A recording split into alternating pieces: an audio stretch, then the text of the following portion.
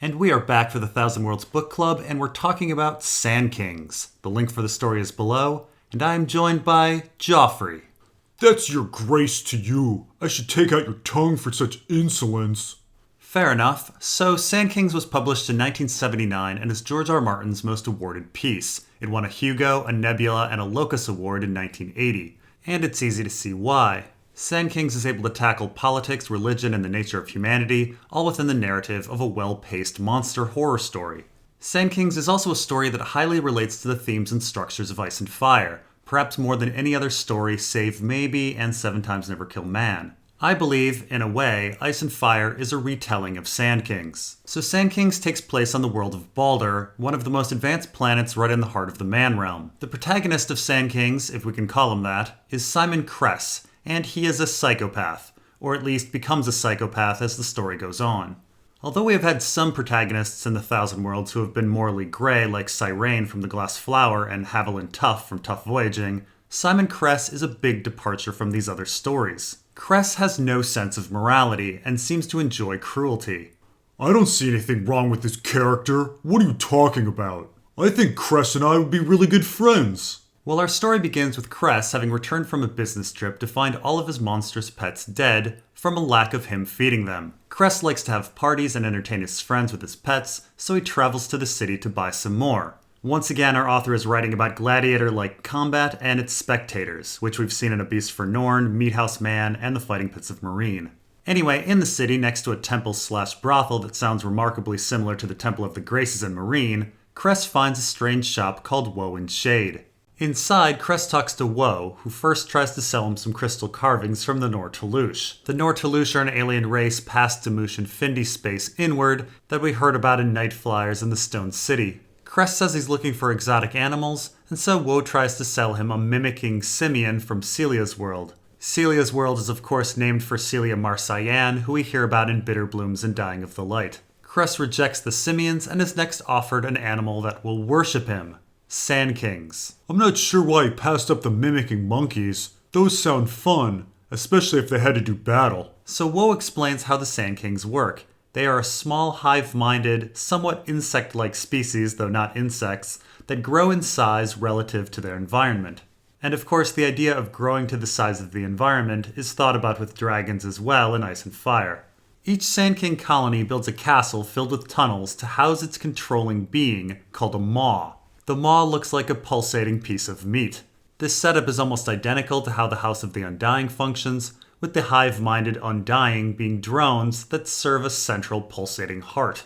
Each maw has a collection of mobiles who will find it food, and who will also engage in battle. The Sandkings will war with each other, even formulating complicated strategies and forming alliances. And it's rather important that each Sandking colony has its own color. The analogy to human differentiation by race, tribe, sect, or nation is quite clear and heavy-handed here. And it's easy to draw this parallel to the houses of Westeros as well. The Sandkings will also create effigies of the person that feeds them if their face is projected inside the habitat. That is, they worship their provider. It's worth noting that the Sandking setup is remarkably similar to weirwood trees and the Children of the Forest. The castle is a towering structure with their god's face on it, like a weirwood, and beneath it there are tunnels and an immobile controlling creature, that is a maw or a greenseer. Telepathy or green dreams are then sent to the servants. Now interestingly, Woe never really explains why the worship aspect is so intriguing or important to the Sandking's nature, and we will get back to this. The simian who simply mimics humans is not interesting, and warring ants that are brought up are not of interest as well. Sandkings with their ability to worship are what's special here. Woe and our author make an important differentiation, yet the why is a bit unknown at this point. And so Cress buys 4 groups of Sandkings, whites, blacks, reds, and oranges, and Woe has her strange 4-armed workers come over to Cress's house and install 4 meat blob maws into his huge fish tank. Woe tells him to feed them well and to project his face into the tank in a month or so. And so Cress waits and watches. The white Sandkings get off to a quick start and emerge after 5 days, with the blacks and reds on the 6th day. The orange colony is last, emerging on the 8th day. Soon the blacks build castles, followed by the whites and reds, with the Orange Colony building last. It's rather clear that the Sand Kings represent civilizations, with the Oranges representing less developed societies. With plenty of food, the colonies do not war, and so Cress cuts off their food source. Soon the Sand Kings begin to brutalize and consume the Oranges as a result. With the return of food, wars break out between the 4 colonies continuously. After a month, Cress introduces a hologram of his face along with plenty of food, and the 4 colonies begin to carve his face into their castles, each in a different artistic style. Though the Oranges version seems a bit primitive. It should be noted that werewood faces are in different artistic styles in different places of the world as well, and that the Faith of the Seven is 7 faces of the same god. And the House of Black and White believes that all gods are fundamentally the same. That is, him of many faces. It seems that our author is trying to say that religion is simply different aspects of the same idea. The faces simply vary based on the experience of the society. So later Cress has a party to show off his warring Sand Kings. A bunch of Cress's friends show up, including Cress's ex-lover Cath Mullane and Woe. Everyone watches the Sand Kings war, and then Cath storms out because of the animal cruelty. Everyone else, though, is rather fascinated. A xenologist starts talking about other warring insects, and Woe once again emphasizes that Sand Kings are different. Again, there's the idea that worship seems to set them apart. After the party, Woe notes that the Sand Kings are twice as big as hers, but also seems to worry that they aren't being fed. Cress admits that he's been starving them, and Woe complains that Cress is inducing ugly wars based on scarce resources, rather than allowing interesting, subtle wars that may occur naturally. She tells him to look to the faces, but Cress tells her to mind her own business and decides not to invite her to any more parties. Cress continues to have parties, and people begin betting on the Sand Kings. Cress's crew even begins introducing other monsters into the tank to see if the Sand Kings can win against them, and various debts and promissory notes are established between the friends. We see this introduction of promissory notes in Ice and Fire as well, with Tyrion and the Second Sons. More on this later. Eventually, Cress's ex-girlfriend Cath becomes a problem. She decides to call animal services, and Cress has to buy them off. Cress tries to threaten Cath by feeding a puppy to the Sand Kings and sending her a video of it. And then at some point, something changes with the Sand Kings. They begin to make cruel or mocking faces of Cress. He becomes angry and decides to destroy the castle of the Whites and stabs the Maw as punishment with a sword. Cath ends up coming over to Cress's house with a hammer and decides to end the cruelty against the Sand Kings. She hits the side of the tank, and Cress tries to stop her by stabbing her with the sword. In the end, Cath dies and the Sand Kings escape. And so the White Colony ends up setting up in Cress's wine cellar, the Red and Black colonies go outside to the pool and rock garden, and the Orange Colony goes missing. Cress decides he needs to kill the Sand Kings, but also needs to get rid of Cath's body. So he chops her up and feeds her to the Whites in the cellar, and tries to poison the Red and Blacks. The poison doesn't work. And then Cress is oddly compelled to call up his ex-girlfriend and pushes her down the stairs to feed the Whites as well. This idea of feeding the Whites sacrifices is again very similar to the Werewoods. Cress later goes to buy some insecticide to kill the Reds and Blacks, but they team up and thwart his attacks. And so he calls in some professional help. A team of mercenaries with lasers and grenades comes over, and after suffering some losses, do end up killing the Reds and Blacks. However, when they come in to deal with the Whites, things go a little haywire. Cress oddly starts thinking of his house, having hallucinations, and fearing the Whites. He ends up killing the remaining mercenaries and then feeding them to the Maw in the cellar. At this point, Cress suspects that the White Maw is influencing his behavior telepathically. He feels contentment that is not his own, and wants to leave the house and run, and really should, but does not.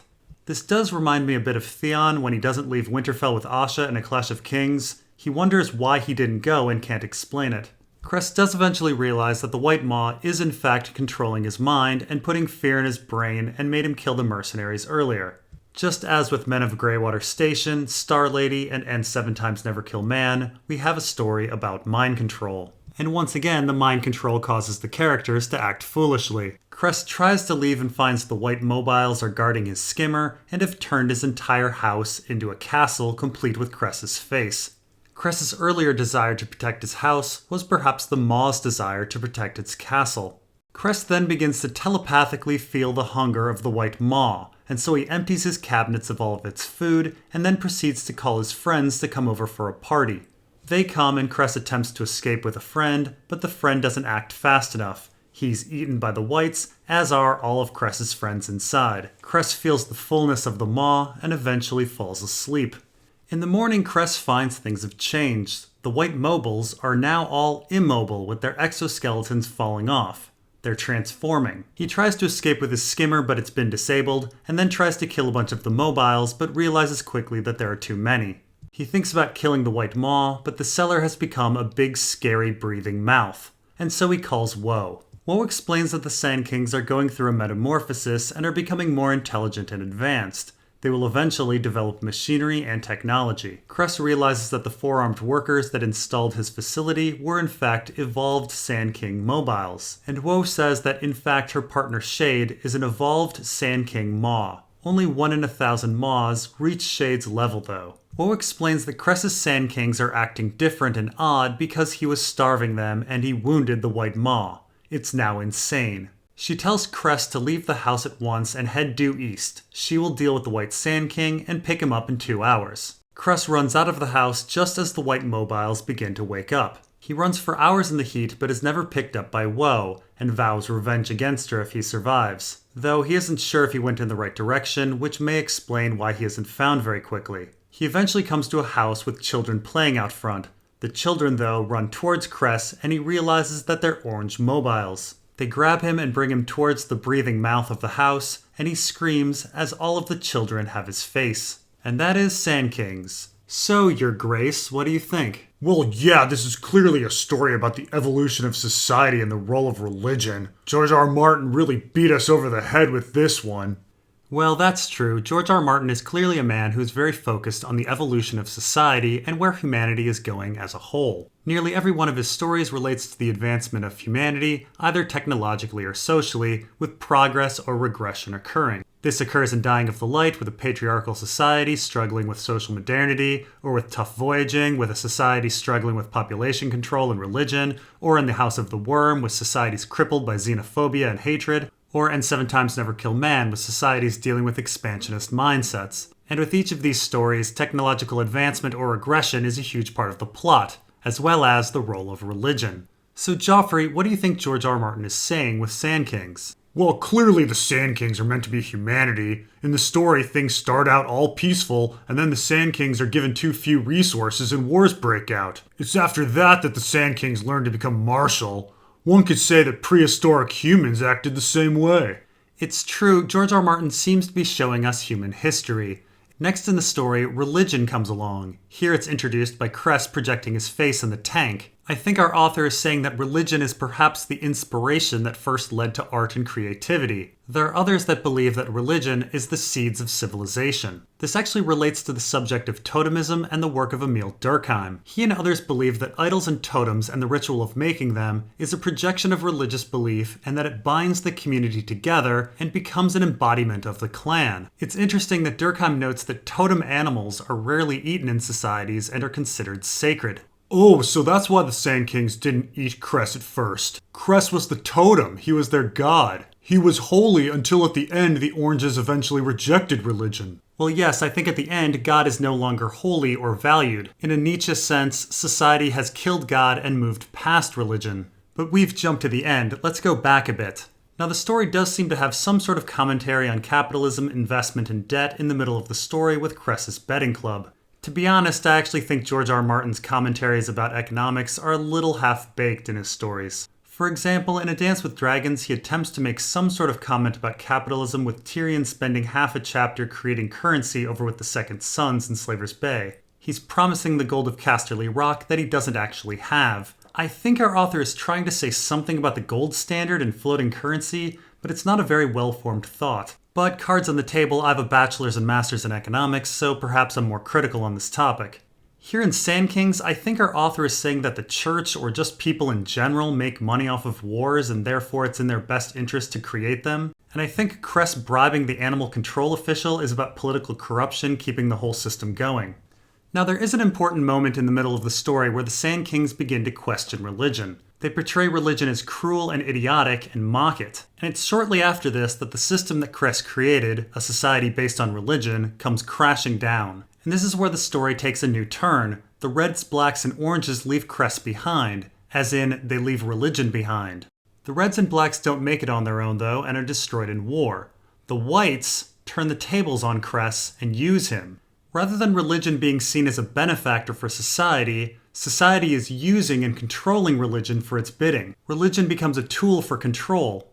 Keep in mind, Cress's main motivation for giving everything he has to the Whites and killing his friends is the literal fear of the hell beneath the earth. It is the same primary motivating tool of modern religion, the fear of hell. It's after Cress runs off and stumbles upon the Oranges, or perhaps is lured there, that we discover what society ought to be. The Orange Society is now the most advanced and seemingly peaceful. In the end, they eat their totem and kill their god. Oh yeah, that part was pretty darn funny. Now, knowing George R.R. Martin is a big atheist, it's pretty clear that Sandkings is a story about how he believes that religion had an important role in jump-starting civilization, but now society needs to move beyond it. Cress, the embodiment of religion, at first did nourish the Sandkings, but later he abused them and instigated war. And thus finally he was deemed exposable. The Oranges killed their god on their journey to peace. So you said the oranges represented the third world. What do the other colors represent? Well, it's hard to say, but I'm guessing that the reds and blacks represent Chinese and Soviet societies. Keep in mind, the Reds and the Blacks reject religion, but never give up their martial nature, leading to their destruction. I could see our author thinking this of Soviet and Chinese societies in 1979. I think the Whites might represent Western society. Keep in mind, the Whites never reject religion, but instead decide to utilize it for their own gain, just like Western politicians do. And Woe does say near story's end that it's rather odd and perverse that the Whites, Western society, has grown so large and successful without abandoning religion. An atheist would believe this about the West.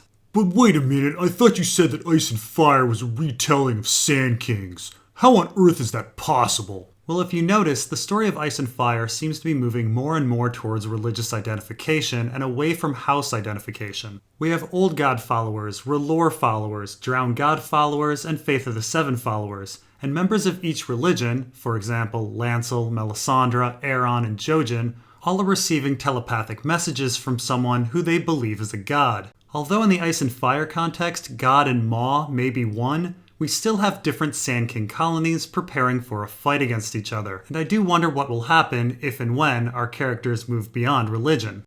And that's all for Sand Kings, but our discussion of religion, hive-mindedness, and telepathic control will continue next time with A Song for Leah. The link for the story is below. See you next time.